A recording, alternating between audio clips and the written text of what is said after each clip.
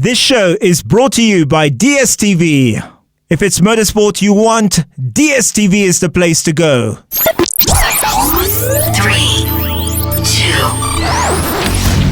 Yo, what's up? Ladies and gentlemen. Motorsport 411 presents All the 4 and 2-wheeled action. Motorsport 411 with Sean Cardovillis.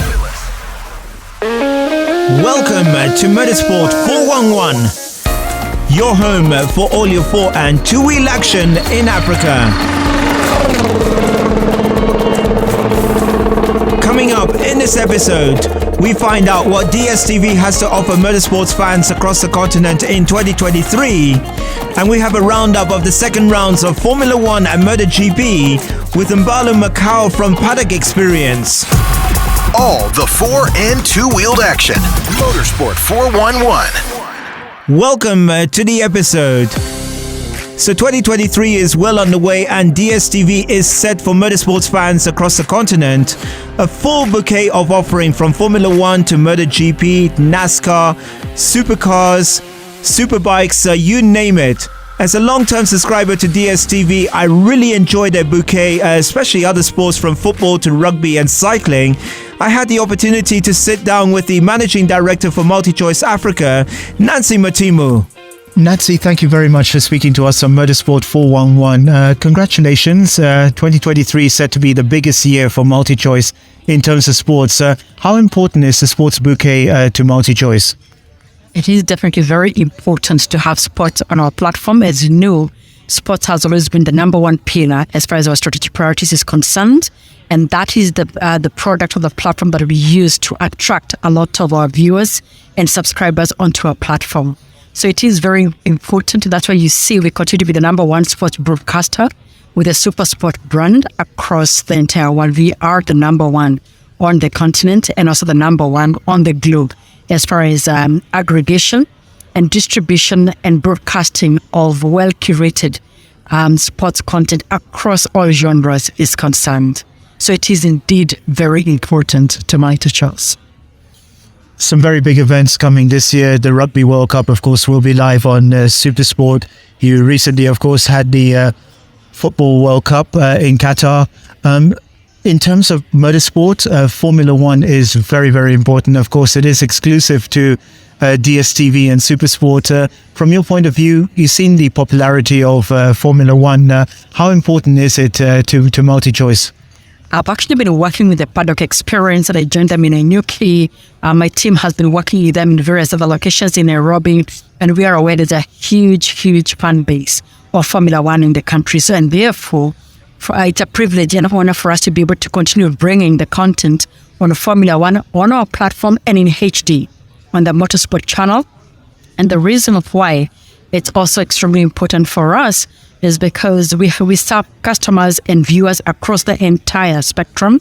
So we have what we call the value segment customers, we have our mid-value customers, and then of course, just like any other brand, we have the highly discerning premium customers who tend to be the biggest followers of Formula One, and of course other sports like rugby, other sports like golf. But Formula One has a near cult-like following in the country, and therefore we feel the responsibility for us to be able to continue bringing you the very best of motorsports, starting with Formula One, and hence the reason why we continue to invest and procure the rights on motorsport, especially on Formula One. Nancy, we know how important motorsport is to the country. From my point of view, when we look at motorsport, the offering on DSTV from Formula One, you got the superbikes, you got MotoGP, then of course you got even American NASCAR, you got the supercars from Australia. From your point of view, you did upgrade. I remember initially when the Motorsport channel came out, it was in SD, but it's gone up to HD. From your point of view, you see that as a very important step. Yes, it is indeed a very important step, and you will not believe this. It is the customer that actually demand and tell us, we don't want it in standard definition, we want it in high definition. And we know DSTV can make that happen. So usually we'll get this sort of requests, and even by looking at what the voice of customer is telling us, looking at whatever insights that we have from the market, then we go ahead and make it happen. So it was a lot more based on the demand stimulation that came from the customers, but also because we know such high quality sports is best served at high definition. All right. Thank you very much for speaking to us on Motorsport 411. Thank you very much, Sean Cardovillis. I've enjoyed. And I hope that all the listeners keep DSTV, because DSTV gives you the best and the biggest curated best content on the continent and in the globe as far as sporting content is concerned. That's the Managing Director for Multichoice Africa, Nancy Matimu. We'll be back. All the 4 and 2-wheeled action. Motorsport 411. So welcome back. Now the second rounds of Formula One and MotoGP were held over the weekend. And the Australian Grand Prix is go. Good reaction time for George Russell, putting the pressure on Max Verstappen. Will he dive to the inside? Can Verstappen hang on to it? Russell to the inside. Russell to the lead of the Grand Prix to bring a roar from the crowd. In Formula One, Max Verstappen won a chaotic and controversial Australian Grand Prix that finished under a safety car after a crash-affected start. The Red Bull driver led Mercedes' Lewis Hamilton and Aston Martin's Fernando Alonso home. Oh, this is such a high-speed part of the racetrack. These two world champions, these two rivals, about to go wheel to wheel once again, surely. Around the outside goes Max Verstappen. Can Hamilton fight back? There's nothing Hamilton can do, and Max Verstappen roars past. And that was despite Alonso being tagged into a spin at a restart with 2 laps to go and dropping to the back. It's 2 laps to sort out who wins this one. Immediately Verstappen is chopping ahead of Lewis Hamilton, who will try and edge out Fernando Alonso. It's as he were from the top 3. It's going to be close to contact, and Fernando Alonso is spun round by Carlos Sainz. Perez is off the road, and there's a crash in the back of the field. Into the wall goes Gasly, and it's absolute chaos on the restart. Red flag again. Carnage. Absolute chaos. Now, under FIA regulations, the finishing positions were taken from the last restart, with the cars then having to complete a final lap behind the safety car. For the first time in his Formula One career, Max Verstappen wins the Australian Grand Prix. On 2 wheels, the Italian Marco Bezzecchi claimed his first MotoGP victory as he won the Argentina Grand Prix to take an early lead in the championship standings. Bezzecchi dominated in wet conditions for VR46 Racing, leading the field from the first corner. It has been a Marco Bezzecchi masterclass here in Argentina. Ladies and gentlemen, you are about to witness history. He comes through turn 13, he powers through turn 14. Marco Bezzecchi is the MotoGP winner for the very first time here in Argentina. Valentino Rossi is a race-winning team owner for the first time in MotoGP. What an unforgettable day for them. From Termas to Tavulia, there's going to be one hell of a party tonight. The commentary is courtesy of DSTV. Now let's have a roundup of the races with Mbalu Makau from Paddock Experience. Mbalu, thank you so much for speaking to us on Motorsport 411. What a race it was down under. It's not often a race gets red flagged 3 times. Yes, it was quite an interesting race. 3 red flags, Carlos Sainz having to battle it with Alonso getting a penalty on what he calls a lap that didn't exist. Quite a race. Leclerc out in the gravel. Ferrari come out of Australia with 0 points. It's painful. Mercedes happened to be on podium. 3 world champions on podium. Verstappen, Alonso, and Hamilton. Quite a race. I loved it. The irony that Massey was there and we had this drama on the final lap. Yes, and it brought back a lot of questions in terms of, first of all, like Ted Kravitz was asking, what was Massey doing there? And I think there was a lot of chit-chat going back and forth that people were asking why was Massey in the paddock. And then we have a crazy race with all these red flags. Ironically, the race ended with the safety car leading the last lap, which should have been Abu Dhabi 2021. Quite ironic, I tell you. Yeah, that's still quite an emotive issue. You could see where the Australians were coming from in terms of the organisers with the red flags, because it made it easier. There was a lot of debris on the track for each of the incidents. So it made sense to actually stop the race and, to prevent any other issues happening due to debris being on the track.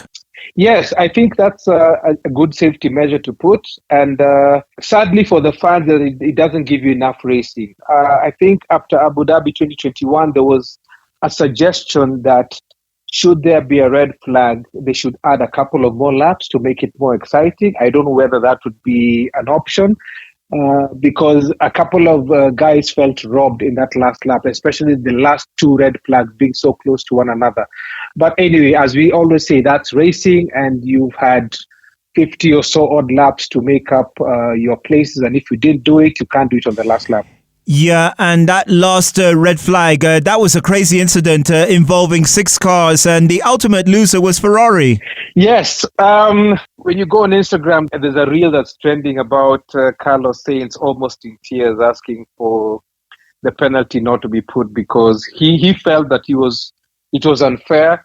I mean, all Ferrari fans felt that penalty was unfair, but hey, you cause an incident, you cause somebody to spin, you take the penalty. That's racing. We don't like it, but that's racing.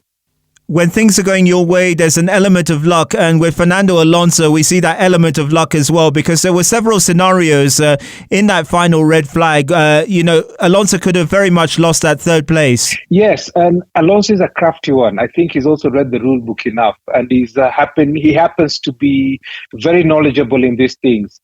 He called it. I think he put it forward to his team that, hey, look, certain things need to happen. And he was reinstated. He's quite a crafty guy and he's a very clever guy. And I think Aston Martin are good to have him right now. And he's going to go places this year. I'm really, really hoping that he can take the fight to Verstappen. It should be interesting. Both of them have 2 world titles each. Let's wait to see who will get a third first. And in the meantime, Red Bull are head and shoulders above everybody at the moment. A pretty easy victory in the end for Max Verstappen. Yes, they have quite a big advantage in terms of the straight line speed. If you saw the pass that he did on Hamilton, Hamilton was even told, just don't bother holding him up, protect your tires. And I think he was it about 27 or 30 something kilometers per hour faster, even with DRS. Red Bull are in another league. I think it's Red Bull, both drivers in their own league. Then the rest of the field are trying to bunch up. Mercedes happened to come up well in this race. Unfortunate for Russell, he had an issue and his engine blew up. But it's going to be interesting in terms of who will take the second place. Aston Martin, particularly with Alonso, seemed geared there. So you're looking at Alonso and perhaps Hamilton having a fight for about third place. Stroll still hasn't healed that much, and I think it will take a while for him to get up to speed with the car. Ferrari, pray for us. We need help. When you look at the number 2 drivers, huge bad luck for both Russell and Perez. Yes. Perez seemed to have an issue all through practice and even in qualifying. In qualifying, it was just bad luck. He beached his car in the gravel, and that was it. But yeah, that's what we like about F1. If you had 3 practice sessions, if you didn't get your setup right, that's your own problem. So it was interesting to see the great form in a Red Bull sandwich, Max at the top, Perez at the end of it all. And we were hoping that, with the 4 DRS available in Australia, we're hoping that at least Perez would make places up and end up on podium, but that was not to be. For Mercedes fans, they're looking for any little thing that matters, in terms of them making progress. And, to give credit to them, with Hamilton finishing second, that was a huge boost for them. Yes, and everybody seems to be happy. I think Hamilton finished second because Perez was not in the mix. Had Perez been there, it would not have been Hamilton second. But anyway, you take any second place that you're given. It would be very interesting to see how Mercedes develop their car. They came into Australia with a couple of updates. I also think that the technical directive on the ride height seems to have favored them in Australia. We will also see what happens when they get to Baku, because a lot of teams are bringing up their updates to Baku. We have the long straights in Baku. I hope we have a bit of more action there. Perez seems to be the king of street circuits. So will Perez rise again and win in Baku like he did last year? Or will Alonso bring the fight to him? Or will Max bring the fight? It is going to be interesting to see the top 3 or 4 teams. Will Ferrari rise again? Last year in Baku, we had our engine issues. So it's good to see whatever updates you're going to bring to Baku if they give us the chance to fight for the championship. The Paddock Experience, of course, your baby. You've had 2 races so far. How's that going? So far, so good. As you know, we always host the F1 races and we show them locally viewing live on big screen. We've had the best partnership with DSTV. I mean, where else can you get live streaming of motorsports locally available? DSTV last year sponsored us in a couple of races. They also took our club members and gave them an experience out of town when we went to Nanyuki for the Japan GP. And we really enjoyed ourselves. We had the MD, Nancy Matimu, come out to Nanyuki, gave us her support. And we're looking to have more partnerships this year. We have a long break now, 4 weeks before the next race because the Chinese Grand Prix was cancelled. So the next race is on the 30th of this month. Our European season is about to begin, and it begins at Baku. I call it the European season because that's when we have our afternoon races. And our afternoon races draw bigger crowds. So we don't like to take the viewing to just pubs per se. So we're looking to have more family viewing. With the sprint race schedule, then you talk about qualifying on Friday, sprint race on Saturday, and the main race on Sunday. So we want to work something around that so that we have a 3-day activation rather than a 1-day activation on Sundays. With the partnership with DSTV and Capital FM, we are looking for venues that can match those crowds. So we are hoping to have better partnerships moving forward from this month at Baku GP all the way to Abu Dhabi in November. Very interesting. Now let's move from 4 wheels to 2 wheels. MotoGP, and what a race it was in Argentina. It was a wet race, and what a race it was. Drama from the beginning to the end. The world champion crashing out, Pecco Bagnaia. He crashed out in the 17th lap. But for Marco Bezzecchi, a first ever victory for him, and it means a first ever victory for Valentino Rossi as a team owner. What a race it was. It was a very interesting race. I think now Marco Bezzecchi is leading the World Championship. Is it with 50 points and Bagnaia should be with, I think, 41 points or something like that. But it proves to show that Rossi is still a talent to behold. Even though he retired a couple of years ago, he still has a lot more that he can offer for the riders of MotoGP. And seeing Marco Bezzecchi win the race was quite interesting. But look at these celebrations down in Muni VR46. They are over the Muni, aren't they, down in that Italian camp? I'm sure the boss is watching back at home in Europe. He might have a few tears in his eyes, a lump in his throat, because what a day in the history of Valentino Rossi's Ducati team and Marco Bezzecchi, the best day of his life without any question. All right, it's interesting to see that Ducati really dominating at the moment, because Rossi's team are on the 2022 model and of course won over the weekend, but it looks to be total domination by Ducati at the moment. Okay, yes, at least an Italian team winning in 2 wheels. We're doing badly in 4 wheels. So Ducati seemed to be the team to beat in terms of speed. If you see what Pecco Bagnaia is doing with that bike, you see what he did in Portugal. He took the double header in Portugal. He took both the sprint race and the main race, and you couldn't beat that guy. Ducati seemed to be the team to beat.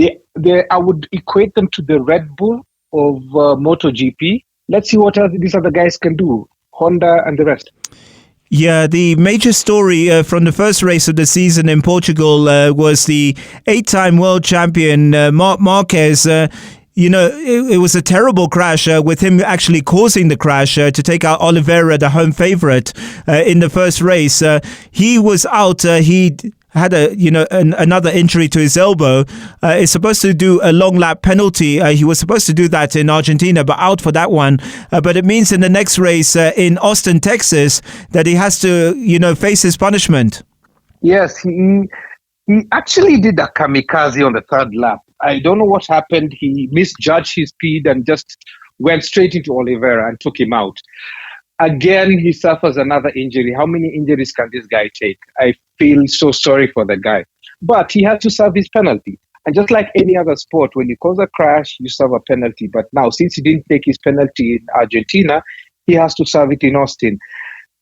will he have the stamina to come back? I'm not sure. He has had so many crashes and so many injuries. Will he be a contender this year? Time will tell. But my book, I don't think so. All right, and the big loser is Yamaha. They're really, really struggling at the moment. Yes, Yamaha, since I think the days of Jorge Lorenzo and Valentino Rossi seem to just be going down. Would I put this to, if in Formula One terms, would I put this to like the tragedy of Williams back in the day? Williams was the world champion. So what have they gone wrong? And can they really pick up themselves and come back? Because they're a world championship team and they have some good riders. So I'm really hoping that Yamaha can bring it up. But I think it's also time for Ducati to shine, because in any sport, you cannot rule forever. So I think their time came and went. So let Ducati enjoy the spoils. All right, Al, thanks very much. Mbalu Makau from Paddock Experience, thank you so much for speaking to us, and the best of luck for the rest of the season with the Paddock Experience. Thank you very much, Sean. So that's Mbalu Makau from Paddock Experience. We'll be back. Motorsports 411 with Sean Cardovillis. So that's it for the show this week. Our thanks very much to Nancy Matimu, the Managing Director for Multichoice Africa. Don't forget to subscribe to DSTV for all your local and international sports action. Our thanks very much to Mbalu Makau of Paddock Experience. Our thanks as always to Big City Studio. I'm Sean Cardovillis. See you next week.